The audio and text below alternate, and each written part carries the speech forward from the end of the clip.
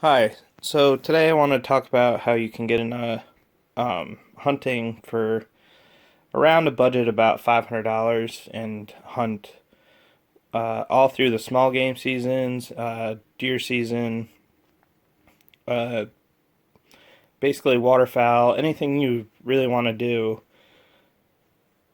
And you could do this all for what seems like a lot of money, but realistically, it's probably about as cheap as you can get into the sport and have all the essential gear you need for most everything. So I want to start with the most important part, which is your gun. Here I have a couple of Mossberg 500s. This one here is a 20 gauge, and this one here is a 12 gauge. Now, new, you could pick one of these up for between $250 and $300, depending on sales and other promotions.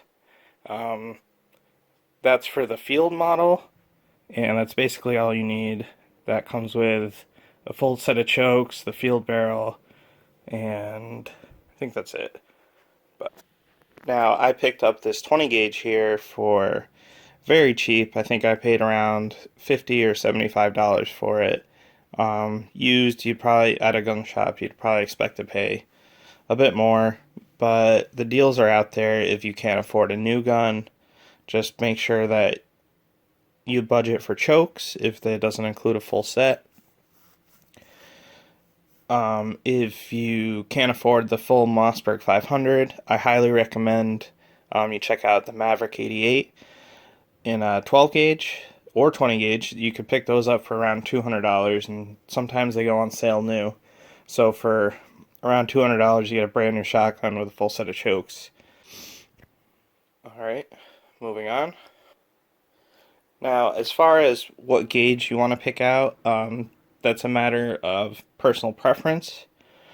I will say that the 12 gauge is slightly more versatile than the 20 gauge, whereas you have a better advantage if you're going to do any kind of waterfowl hunting, geese, um, deer. It's a little bit better for deer, but that's not to say that the 20 gauge is not just as capable of all those things.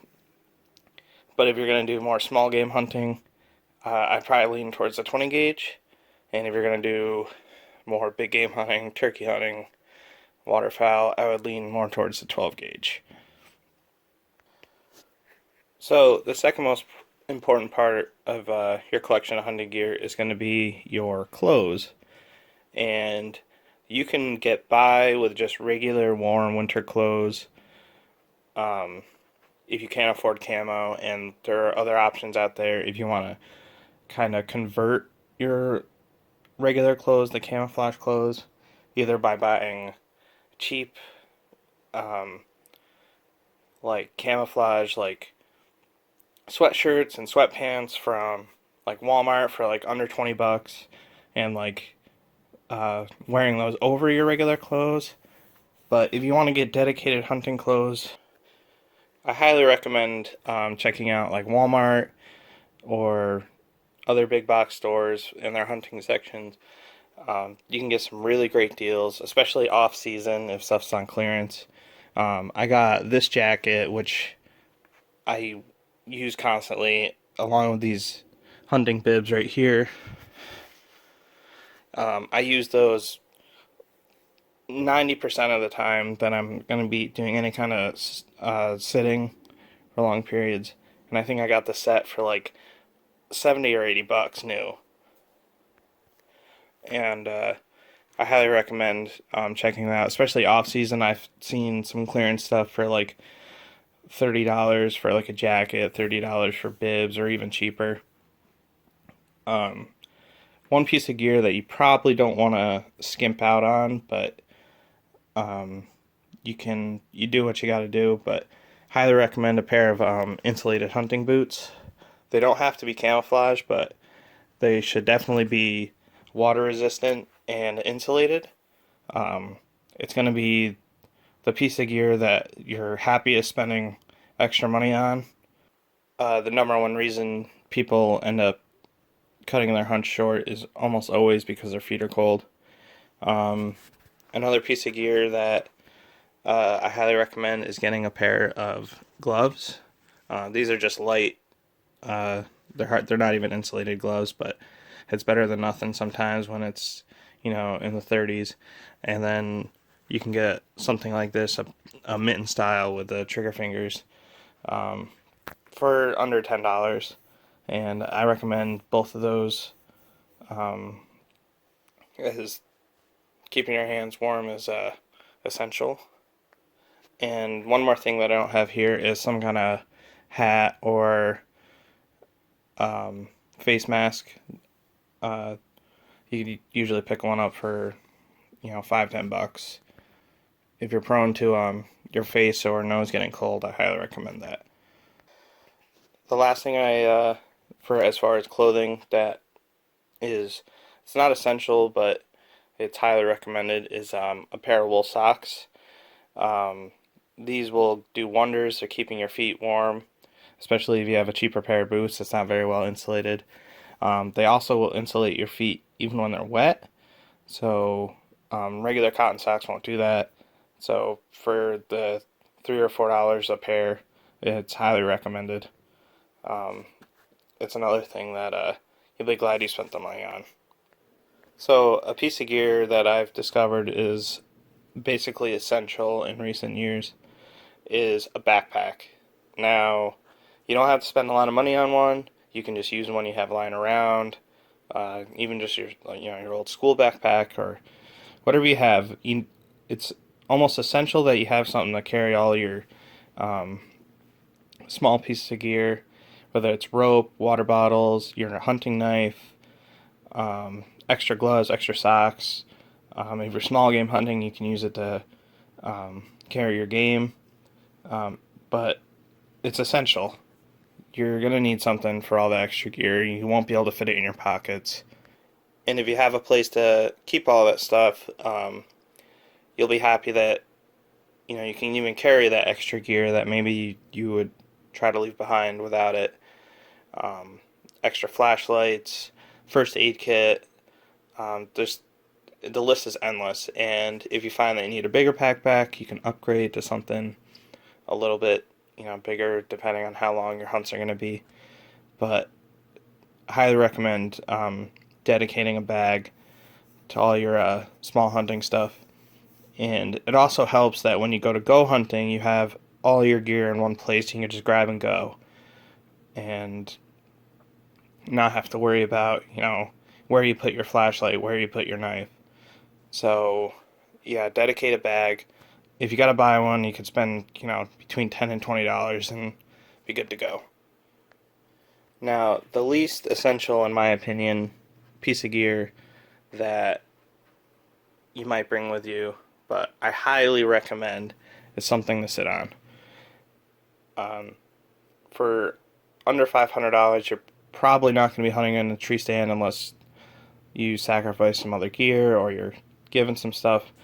So if you're going to be hunting from the ground, which is how I do all of my hunting, I highly recommend something to sit on. Now, you could go with a heated seat. You could pick these up for, I don't know, about $5, maybe 10, and they will keep you warm. It gives you something comfortable to sit on. They will. You could usually pack them in your backpack if you carry one, or just carry them with you. But they are worth every penny if you happen to pick one up. I know a lot of people that got them as like stocking stuffers for Christmas, and they absolutely love them.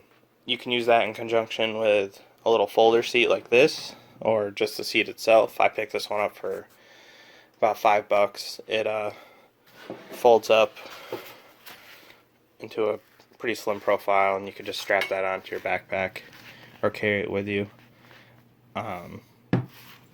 It's got a little pocket underneath that I haven't really used yet, but if you needed to, put some extra gloves in it or something, you could do that.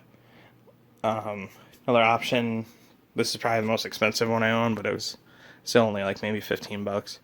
is a little folder like this. Yeah, folds up into, it's like a mini lawn chair. Has a carry strap on it. It's got a little